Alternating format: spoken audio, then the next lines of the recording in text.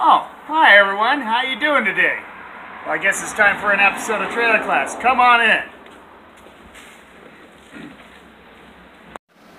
Well, folks, the holiday season is arriving, and so it is going to be party time. Or sick time, depending on who you are. So we have a very special episode for you today. We're making chicken noodle soup, or what I like to call hangover stew. And we're going to be using one of my favorite pans in the entire world. This guy. I love this pan. I stole it from a restaurant. I love it so much. And I named it Goliath. If you ever find a pan this big, buy it. If not, you're going to want to take this recipe I'm going to give you and cut it in half because it's going to be big. Thus the big pan. Right over here.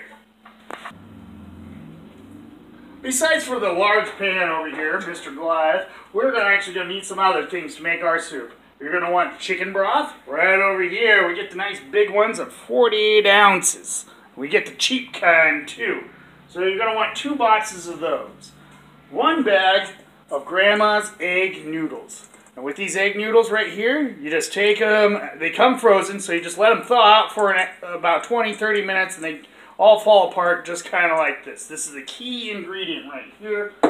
Next, we have about 24 ounces of diced chicken. You can buy one of those cold rotisserie chickens at the place, the box store, and just cut it up. They're about $3. Or you can just go buy them in the can, or steal a neighbor's chicken, cook it, and then do it that way. However you need to do it, you got to have plenty of chicken. Key part of it. Next, we have our combination of vegetables. What we have here is just a typical Michelin, or however that French word is little carrots, some celeries, and onions. And you want to have these guys all nice cut up. So if we take a spoon, we'll be able to get some of those on there with some chicken and a little bit of broth. So you don't want big chunks. You want nice, small, kind of bite-sized chunks. Alright, take your broth. Just pour it all into your pan like so.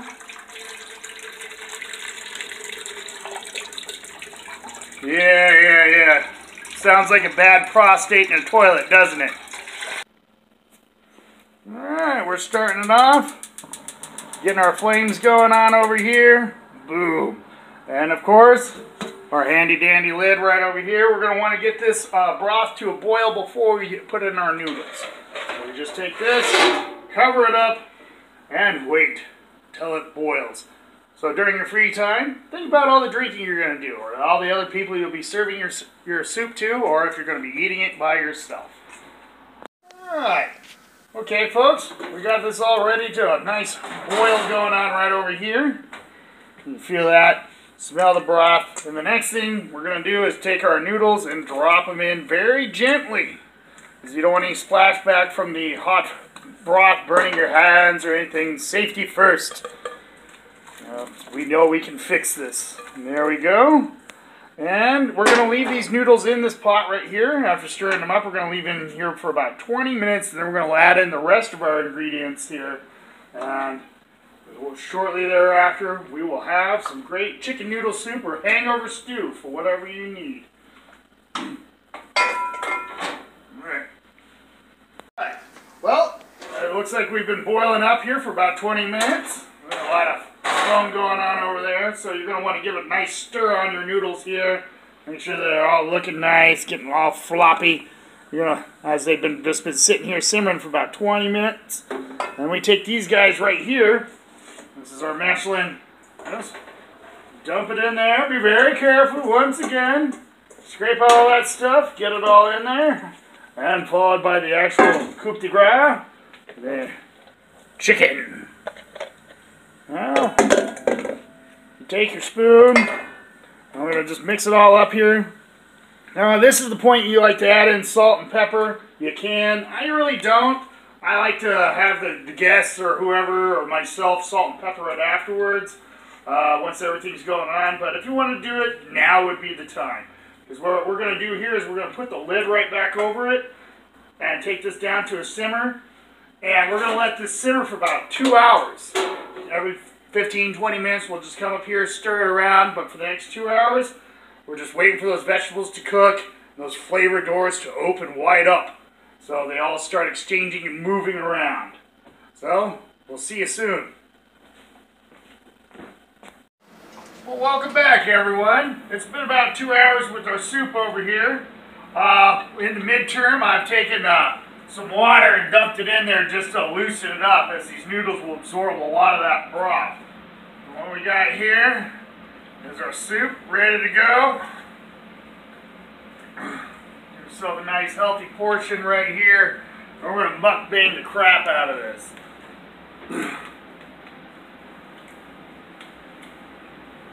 Which is really awesome with like a roll or a biscuit or something like that. This is one of my favorite recipes.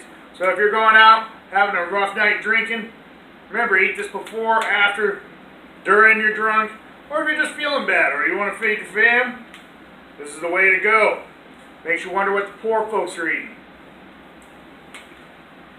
Alright, meanwhile, let's go see what's going on in the garage.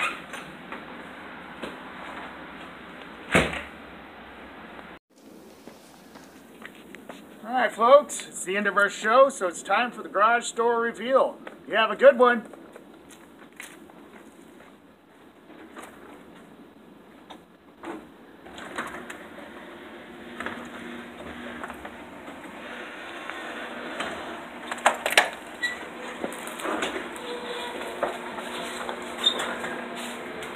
Howdy y'all, Cousin Dave here, and it's my favorite time of the year. You know what I'm talking about. Festivus. That's right, it's Festivus for the rest of us. And we got all kinds of Festivus celebrations. After some research, I found out that Festivus actually does have some rules to it. Traditions, as it were, which dates all the way back to a show called Seinfeld. So anyway, the first tradition would be your Festivus pole. Now you can decorate your Festivus pole however you want. Let's see here, I got here some aluminum foil over the cardboard tube, and of course we got some hair implements that various ladies here in the trailer park have left in my room, and of course the funnel with the all-important blasting cap. You'll want to use that later. Really kick off your Festivus season. And next up, we've got the tradition of the alarm clock in the plastic bag. We don't need to nail no stockings to your mantle. Just an alarm clock placed inside of a plastic bag and then nailed up just like a stocking. Just put her right up there. Oh, that's a little loose. Hold on. There we go. And that. What the hell? Oh, yeah, that's the next part. It's time for the feast. Now, I ordered some real tasty burgers, and it's going to be good. It's going to be good. Yeah, got a delivery for Cousin Dave. Now, the next part is you have to drag somebody into the celebration. Right this way. Come on in, my friend. $12.99, sir. Yeah, no problem. Come on in. Thank you very much. All right. So you bring them on in. You got to stay for just a minute, all right? I'll explain. I really should be getting I understand. I'll explain. You got to stay for just a minute. All right. Now, the next part is the feast. So, we dig into our...